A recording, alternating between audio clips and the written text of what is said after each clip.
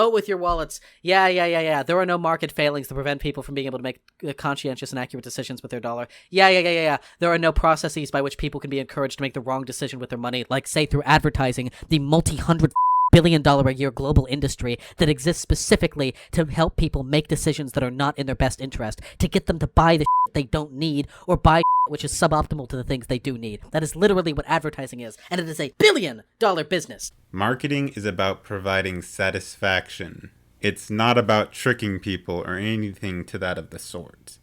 Now, obviously, people do certain things to persuade people. Maybe that could be considered immoral. However, people still decide to buy those things. If they want to make stupid choices, that's their fault.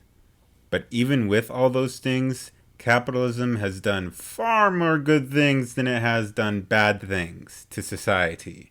You know, for example, that it brought millions out of poverty. You dip.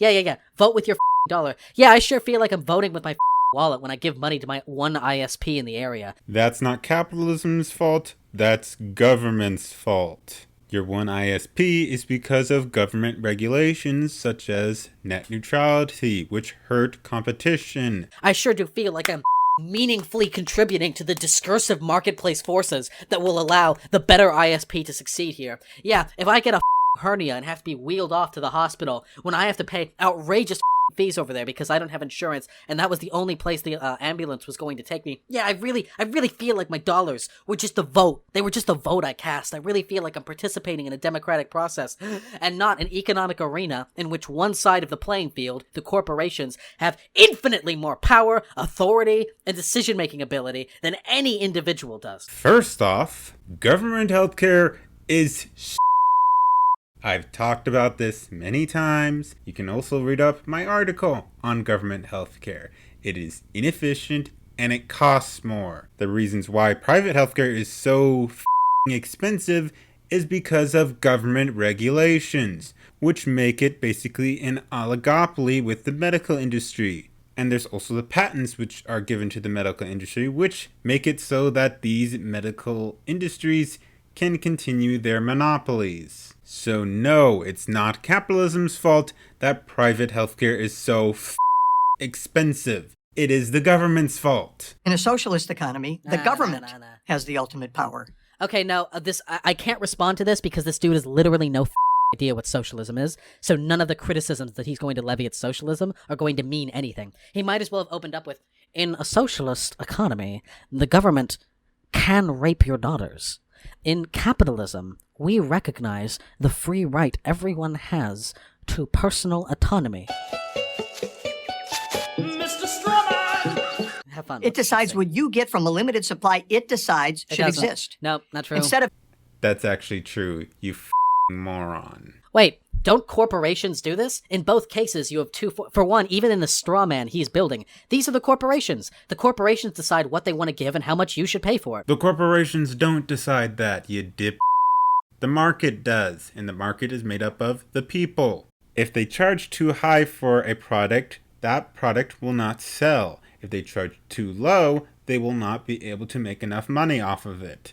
And if they make a product that no one wants, then, well, it won't be made anymore. The whole point of marketing is to provide satisfaction. If you cannot provide satisfaction to your customers, then you will go out of business. For one, not socialism. For two, yeah, it turns out a U.S. embargo will do a lot with your economy, huh? Yeah, it is socialist and bullshit on U.S. embargo. The whole reason why the Venezuela economy is collapsing is because of the government control of its major industries. We'll ignore the fact that leftist activists celebrated it as a great socialist success right up until it wasn't. They didn't. That didn't happen. People have always been tentative about Maduro's regime in Venezuela. Noma Chomsky, Sean Penn, Oliver Stone, Jesse Jackson, Michael Moore, Jeremy Corbyn, Diego Maradona, Naomi Campbell, Danny Glover, Joseph Stiglitz, Bernie Sanders, former President Carter, Democrat representative of New York District 15, Josie Serrano. So please go ahead and tell me how there was no one who thought so highly of him, and that Hollywood and some Democrat politicians didn't praise him. Capitalist economy. can produce the wealth necessary to sustain all of the supposedly free stuff Europeans enjoy. Citation needed. Citation given. They gave you the citation if you just bothered to look. To get the free stuff, after all, you have to create enough wealth to generate enough tax revenue to pay for everything the government gives away. Or, wait for it. What about we take advantage of the trillions of dollars that get hoarded offshore by businesses and we raise taxes and I don't know, what if we stopped pouring billions of dollars into sectors of the economy that don't affect the well-being of anyone besides a very, very small elite few? As far as taxing businesses and the rich more, yeah, that ain't gonna work. Didn't work in France. You see, when you tax the rich and companies enormous amounts of money, they tend to leave. As for your other comment there, I'm not exactly sure what you're talking about, and I'm pretty sure it would not be enough. And this is completely factually correct, by the way, that there is enough wealth in this country, in the United States of America, right now at this moment, to adequately sustain a middle-class lifestyle for every single person in here. Undocumented immigrant? Yes. Homeless person? Yes. Cisgender straight white male? Yes. Donald Trump? No. Get him out of here. But everyone else? Yes. Let me tell you a little secret. There isn't. What exactly about a democratic seizure of the means of production and communally owned workplaces would prevent this country, with its massive pool of labor, its wealth, its natural resources, the ingenuity and hard work of its constituents, from producing wealth necessary to sustain this nation? Incentive. This has already been tried on the perhaps most true form of communism or socialism. And do you know who tried it? The Pilgrims. And you know what happened? They nearly starved to death. No one had the incentive to produce the food that was necessary because they were going to get the same amount of food whether they worked or not, or whether they worked hard or not. Alright, thanks for having me on, Rash. Now what is it you want me to respond to again? Here's the cancer. Debunked. Communism killed more than capitalism. Okay, he's implying that capitalism has actually killed more than communism. Should be interesting. But before I actually get into this video, I just want to annotate that capitalism is an economic system that is more inherent with the free market and private business practices and investments and interactions than it is with the state. So whatever deaths happen in a capitalist society, it is not because of any systematic force or killing that is happening upon the people. It is more like who everyone just lets die under capitalism more than anything else. Whereas communism almost always requires force, be it by mob rule or by the state. And even if you are going to propose and theorize about anarcho-communism, it is impractical because if you leave people to their own devices, then they are ultimately and naturally just going to end up with bartering and doing voluntary trade with one another, to the point that there are going to be some people that are better off than other people. Disparities, in other words. And at that point, is it really communism?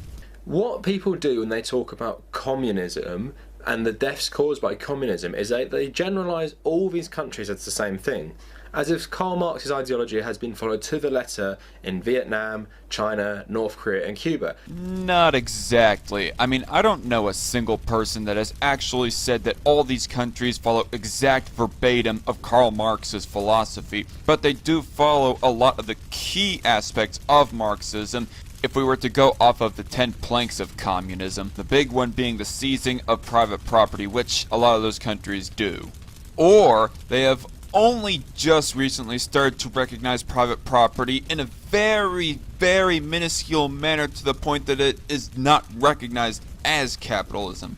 And that's simply not the case. So you have different variations of Marxism that are completely different to what Marx would have wanted. So for example, in China didn't have an industrial workforce, or it was really tiny. So Mao had to adapt it and make the peasants the workforce in Marx's work, the proletariat. And what he also did is, where Marx said there should be a dictatorship by the proletariat, so the workers should be the dictators, the workers should be in charge, Mao took this and said, I should be the dictator of the workers. I think you may have just accidentally admitted one of the flaws of communism is that it requires so much power and so many people to act to try to enforce communism that ultimately they will decide a figurehead or a leader of some sorts in which they are going to plausibly and most likely take dictatorial powers for themselves. Like in the example of Vladimir Lenin, he was like the leader of the Bolsheviks for Soviet Russia. Then almost immediately afterward, you had an even bigger psychopath inherit that power, that being Joseph Stalin. And then you compare North Korea to Cuba, or you compare it to Russia. You know, all these countries had their own different stance, or Yugoslavia. It's not the same. So to say that communism killed all these people like it's this monolith is crazy, really, isn't it? Like, we don't say that about anything else, but for some reason people get away with it. It's been intellectually dishonest and intellectually lazy. Not really. I mean, I'll agree that it is intellectually lazy to not be able to break down the minutia of all these different types of socialist systems right here, but I don't really think that it is intellectually dishonest. Soviet Russia and Cuba, I will say, despite their differences, despite their slight differences, they are forms of communism. Just like I will say that Singapore, United States, and, well, Germany, they are all their different types of capitalism with all their different types of rules and regulations put in place for their economic systems. I will say, however, that present-day China is different from Soviet Russia.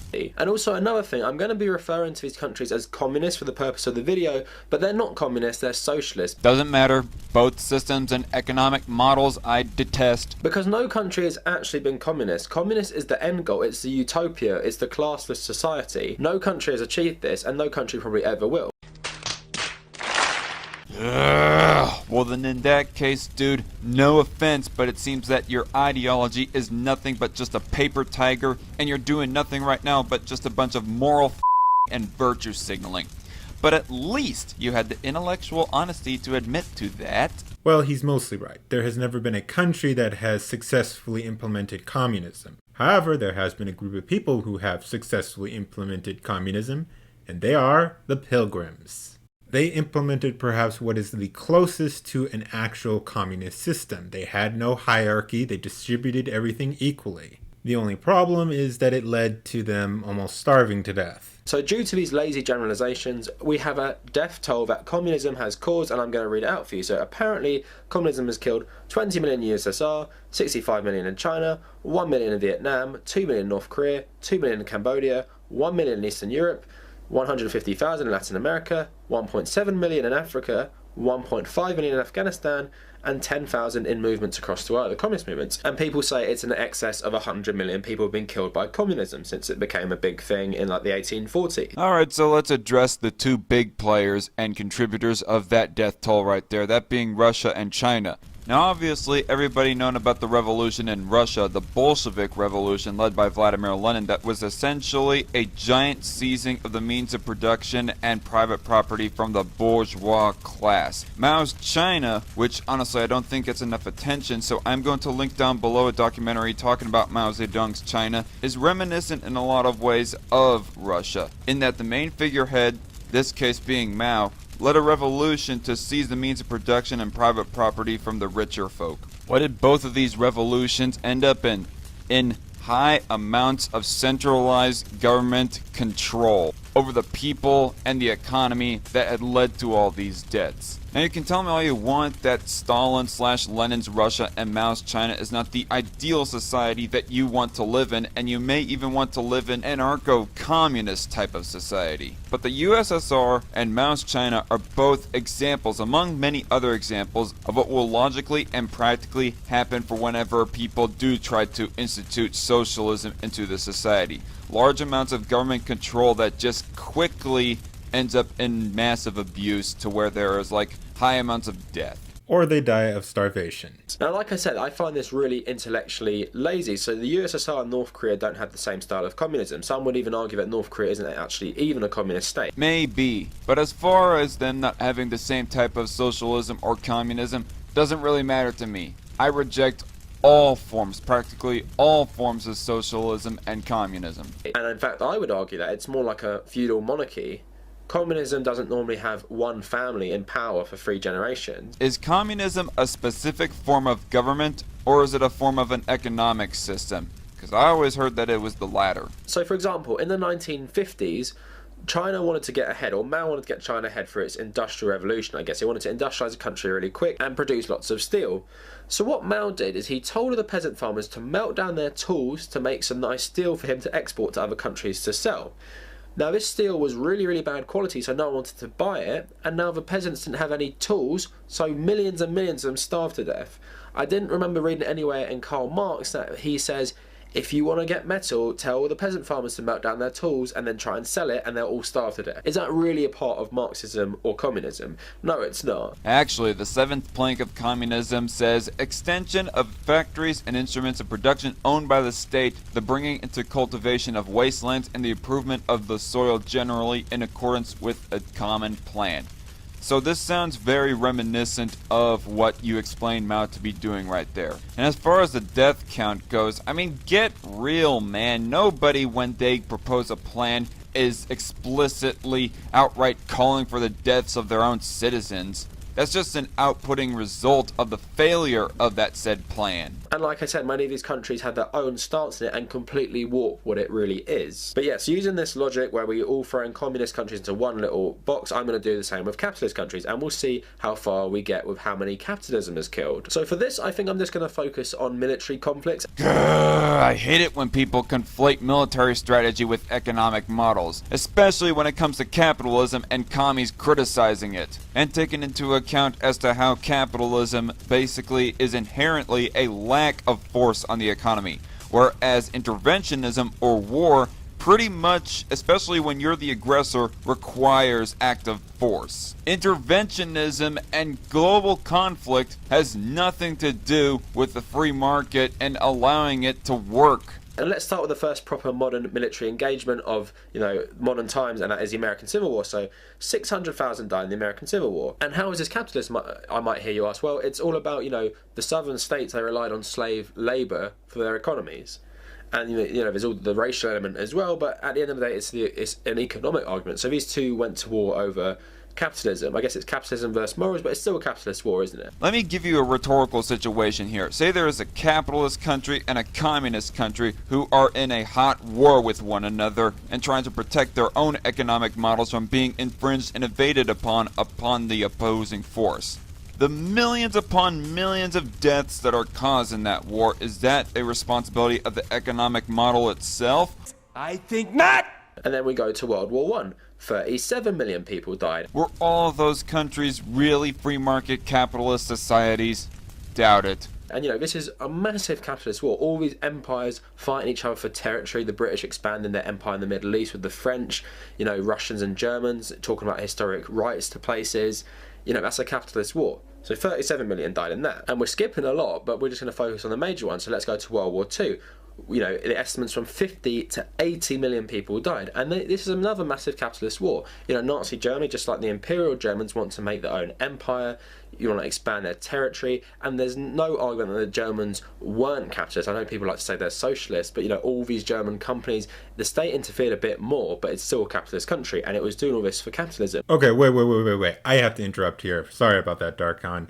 You think Nazi Germany was a capitalist country?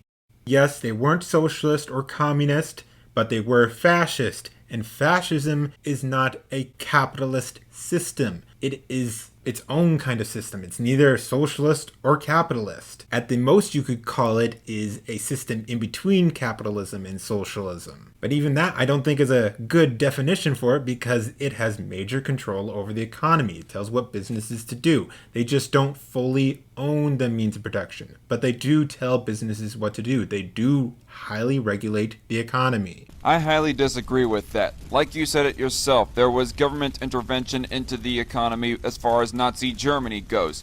What happened then is that entire sectors of the economy were nationalized, and then they had the exclusive rights of those monopolies sold to a very few rich people in Nazi Germany. Thus, I would argue that the economy at the time was more of a plutocracy than anything else. Or corporatism, rather. The same with the Imperial Japanese, trying to expand their empire, expand their influence, expand their markets. expand their access to raw materials. Okay, I'm just gonna skip the majority of this. I will just give the benefit of the doubt for right now that Imperial Japan might have been capitalist. I don't know that for certain, but I'm only going to leave that aside right now. He just goes mentioning a whole bunch of other examples of war like the Iraq War, Vietnam War, and other wars like that. And I'm just going to reiterate what I said a little earlier. The state ordering out and planning wars does not have inherently anything to do with free markets and allowing people to practice their economics as they please, nor hardly anything with the internal economic workings of a country. So then you go to the transatlantic slave trade or the Barbary slave trade. Two sides of the same coin. I know right-wingers have to point out, the US stopped slavery even though they started transatlantic slavery, and the Barbary slave trade was worse. Well, it's both for capitalism. Slavery is capitalism. Nope. No, it's not. A lot of the people in and during Mao's China were slaves themselves, particularly during the Great Leap Forward. I mean, I will grant the benefit of the doubt that you could capitalize off of slaves, just like in the case of the transatlantic slave trade. But even then, Adam Smith, who is pretty much prescribed as the founder of modern-day capitalism, shunned the idea of slavery, saying that it is economically inefficient. Smith demystifies wealth creation by explaining how capitalist economies grow. He reaches several important conclusions. Slavery is remarkably inefficient. Violence is less of an incentive than money for a worker, and the cost of buying and maintaining slaves far exceeds the cost of wages. Capitalists will make far more money by treating their workers legally and humanely. But to say that slavery is explicitly capitalism is just intellectually dishonest on your part, dude. And think how many people died in that system. Napoleonic War, 7 Years' War, the War of Spanish Succession. All these imperial wars, how many people do you think died? The wars between the Spanish and the Ottomans, the wars between the Austrians and the Ottomans, all the Crusades, all the European wars, all the wars that Rome fought. This is what I'm saying. It's such a lazy definition of communism. Look what I can do with capitalism. Okay, now that's bullshit. Now you are trying to artificially inflate your own numbers by including all the times before that Marxism was invented. Capitalism has killed far more people than communism ever will or ever hope to, because it's been around for about 4,000 years. Yeah, which is why it's bullshit. You need to make a comparative year-to-year comparison. And if we take the last 100 years, I'd say capitalism would still win, and who has killed more? Yeah, sure. If we were to include all the deaths done under the wars that were done under countries that you claim to be capitalist. So this is why it's an annoying and lazy argument to make. And like I said, with my China example, Karl Marx didn't tell these countries to kill people. Nope. He only called for a violent proletariat revolution. Totally did not call for any killing. Now that's where I'm gonna end it, folks. He's pretty much done from there. Not once in this video did he mention any economic circumstances of capitalism where people naturally died, which nobody is saying that capitalism is completely perfectly innocent from, by the way. And even the Atlantic slave trade, that I barely give the benefit of the doubt on, killed less people in a far larger amount of time than communism's existence, so the ratios don't match up.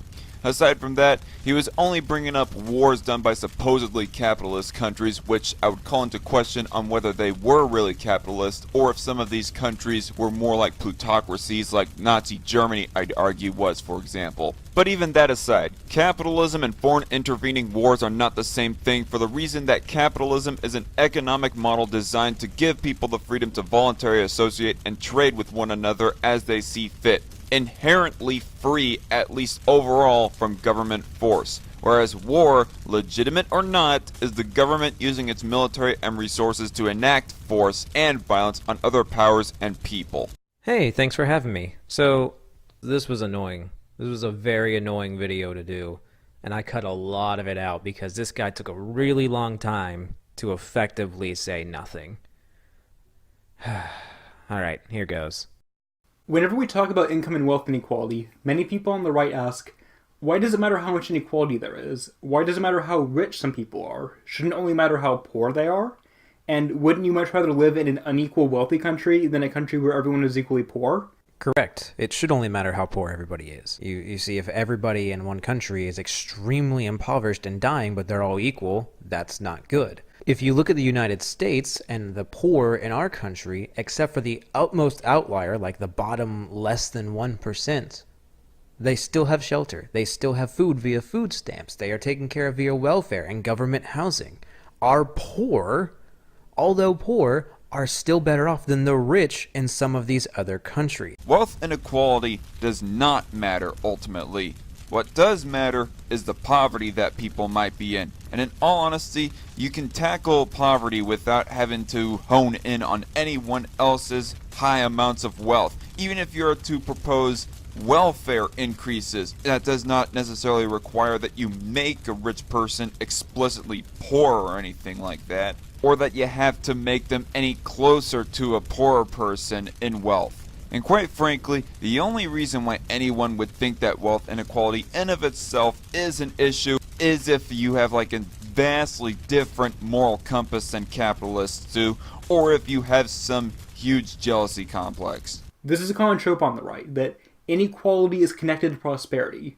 Cavemen were equally poor, the people in low-income countries are equally poor, so all of this income inequality is just a part of living in a prosperous, high-income country.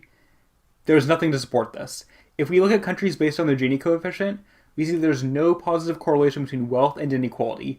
With only a very few select exceptions, only high-income countries are on the top half of this list, including the US. Plus, let's not forget that the United States has a higher median income than a lot of these other countries. So even if the United States has greater income inequality, people in the US have more disposable income. The United States has the highest disposable median income. And to give you an example, people in Denmark only make $29,606 in disposable income. And in Sweden, they make about $32,000 in disposable income. And Norway, it's close to $36,000 in disposable income. But when we get to the United States, it's a little over $45,000. That's over $9,500 more than Norway. If anything, it seems to be the opposite, with high-income social democracies having a much more equal income distribution than the US. America's income inequality is much more in line with Russia, China, Venezuela, and Mexico. All of which are, in one way or another, a very socialist country. So what are you trying to say? That socialism has no positive or negative impact on these countries? I'm just a little confused in what your point is. Venezuela, clearly very socialist. Horrible inequality. Worse than the United States, based off this chart. You say that Norway is a socialist country, but it has good equality. What's the difference between Venezuela and Norway? If they're both socialist, what's the difference? I would love to hear what the difference you think is between these two socialist countries. Let me guess. One's not real socialism and the other one is. So why exactly is economic inequality a problem? One, it's inefficient from a utilitarian standpoint. Well, yeah, if the inequality gets to a certain extent and nobody can afford anything except for just the top utmost percentile, yes, that's bad because the economy can no longer work. If you have everyone that can't afford anything except for 2 or 3 people, yeah, it's going to collapse on itself. It's just that's basic common sense. No one's arguing that only 2 or 3% should hold all of the wealth. They might have the majority, and it might be a little bit tipped in their favor for reasons that are a little shady, but I would love to hear what you think would solve this issue, rather than just hear that it's a problem. Obviously, the top 1% of the world are screwing over the rest of the world, and that's why they're that wealthy. Very few people become a billionaire by being an honest person. But again, how do you plan on solving it? I want to hear solutions, not just, oh, income inequality is bad. There's a concept in economics called diminishing marginal utility, and that essentially means that the more of something you have, the less you benefit from having more of it. So if a CEO went from making $53 million a year to making $52 million a year, what difference does it make? They still make $52 million that year. But if you take that $1 million difference and split it between 20 low-income families, $50,000 each, then that could change their lives. If that is something that you advocate for, well then you just prove the point that I tried to bring up a little bit earlier, dude. See what I mean? It doesn't even matter of how much wealth a person owns. I mean, in the example that you just brought up there is still like a $52 million wealth gap between the rich guy and all those poor people combined that have received his $1 million in taxes. And how do you plan on taking that $1 million from the wealthy person and giving all of these families their $50,000. How do you plan on giving them exactly that? By taxing that rich person that extra $1 million, so then the government can take its 30% and then give these 20 families nowhere near that 50,000. Oh, and after they take that 30%, they also have to divvy it up in the programs that family may or may not use. The money is much better in your hands. What we should do is focus on incentives to make it so that they actually pay their employees more, not just tax it, put it through the system where they get maybe like $10 back. That's dumb. Our government's horribly inefficient with money. More money is taxed than we need to make all of these things free. We just don't know how to budget. So just giving them more money is not going to magically make them know how to budget. This is why high-income countries with a more equal distribution of wealth in the US are happier, healthier, and have less crime. Because more resources are going to the people who need them instead of being hoarded by the people who have more than they could ever need. Those countries do not have the black population that we have. If you factor out blacks and Hispanics from the United States, our crime drops considerably. Plus, the happiness scales are complete bull. Number 2, pricing out. Making $30,000 a year in Mississippi is not the same as making $30,000 a year in New York or California. There are several reasons for this, but one of them is that the majority, or at least a plurality of rich Americans live in New York or California. They also have the most socialist laws, so, a lot of good that did the poor people there. They have the most money to spend, so supply and demand takes its course and things become too expensive for low-income people to live there. This is how gentrification works. You can make a decent living in a low-income area, but if a company brings in a lot of high-income people, then the cost of rent goes up, the cost of food goes up, and less privileged people are forced into even worse areas or even homelessness. That's not the rich people's fault, that's the government's fault for making everything so f***ing expensive. It, also creates a bunch of jobs for the people that live in that area, but, that's just too much economics for you, I guess. And 3, this degree of inequality is not sustainable.